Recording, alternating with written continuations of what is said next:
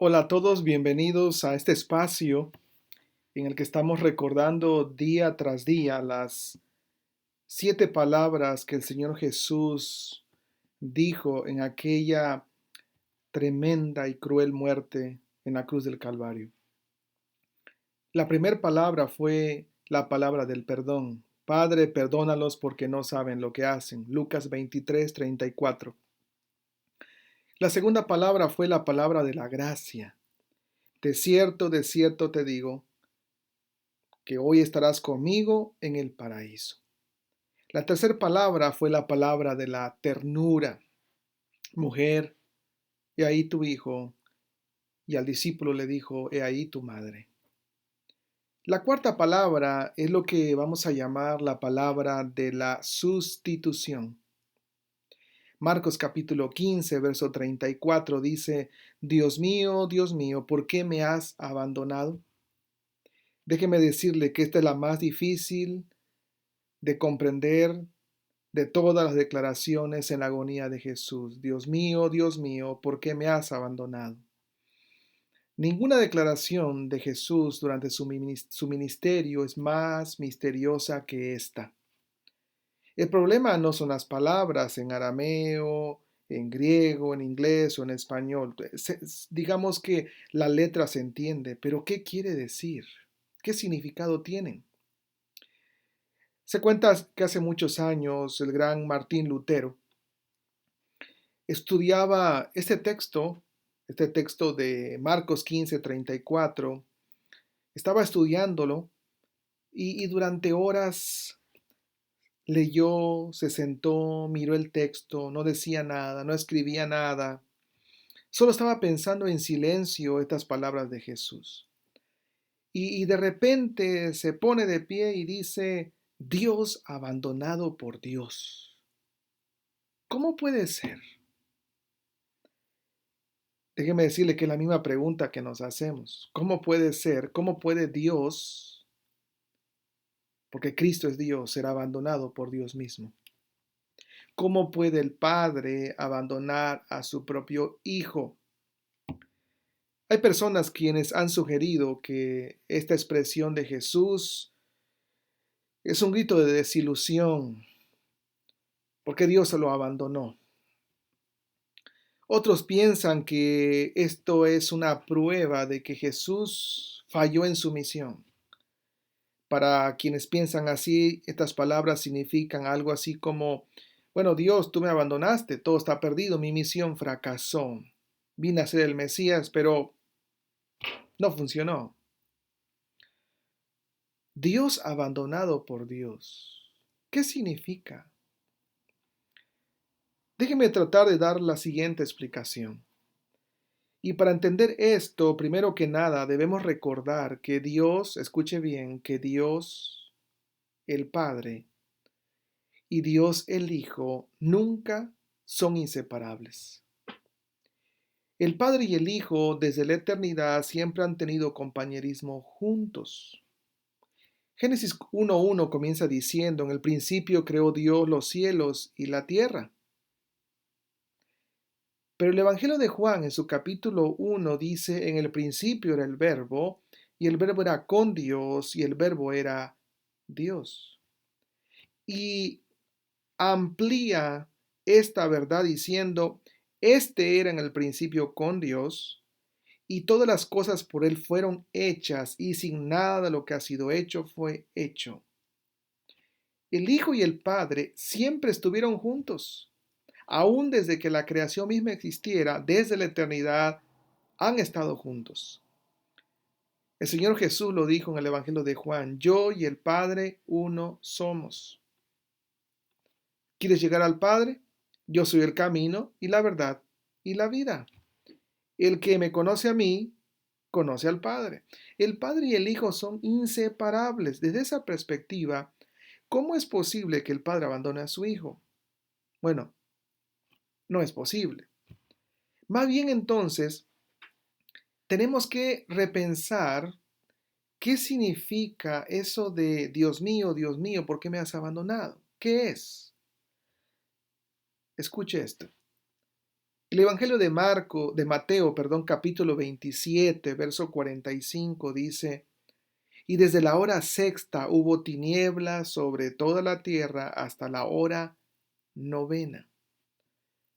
La oscuridad aparentemente era sobrenatural y cubría la tierra. La pregunta es, ¿y qué es lo que genera, qué causó la oscuridad?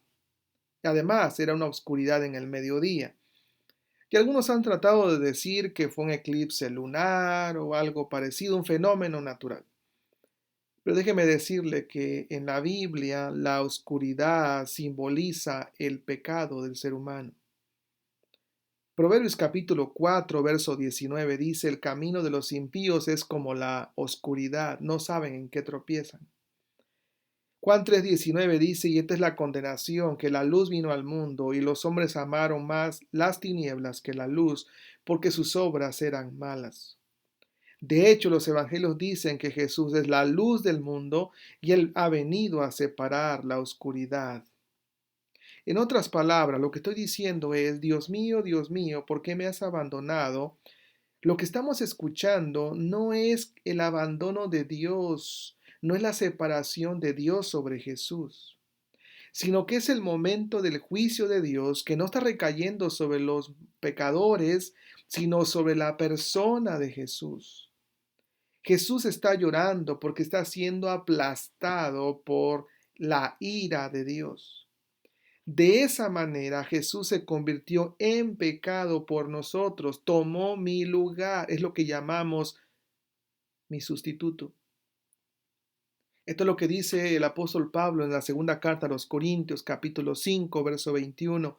Al que no conoció pecado, para nosotros y por nosotros lo hizo pecado, para que nosotros fuésemos hecho justicia de Dios en él. Dios mío, ¿por qué me has desamparado? Lo que estamos viendo es la sustitución.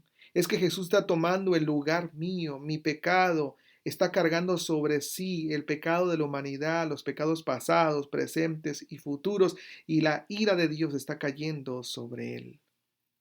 Romanos 3:25 dice: a quien Dios exhibió públicamente como propiciación por su sangre a través de la fe, como una demostración de su justicia, porque en su tolerancia Dios pasó por alto los pecados cometidos anteriormente. Primera de Juan 2:2, Él mismo es la propiciación por nuestros pecados, y no solo por los nuestros, sino también por los del mundo entero. Primera de Juan 4:10 dice que en esto consiste el amor, no en que nosotros hayamos amado a Dios, sino que Él nos amó a nosotros y envió a su Hijo como propiciación, como la ofrenda por ti y por mí, por nuestros pecados. En la cruz Jesús llevó nuestros pecados sobre sí mismo. Él pagó el castigo por mí y por tu pecado. Él llegó a ser mi y tu sustituto. Y en la cruz se cumplió la justicia de Dios. Murió Jesús por mí.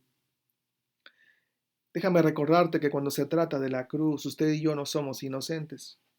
Son nuestros pecados los que están clavando a Jesús en la cruz. Son nuestros pecados los que lo cuelgan. Son nuestros pecados los que lo matan.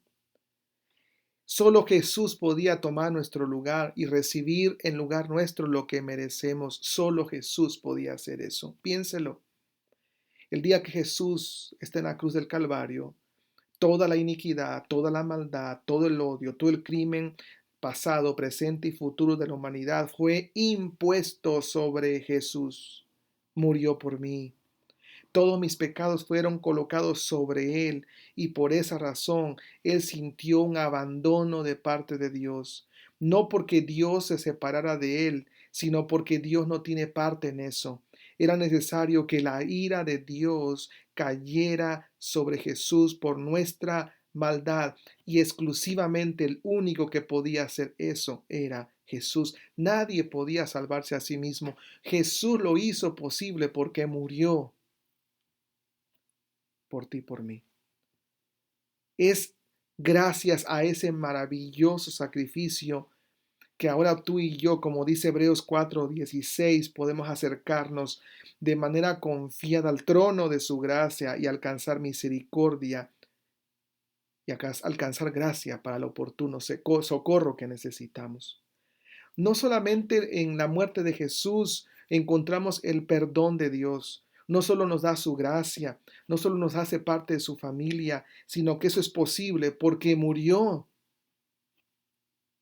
por mí. La ira de Dios, el castigo de Dios fue sobre él.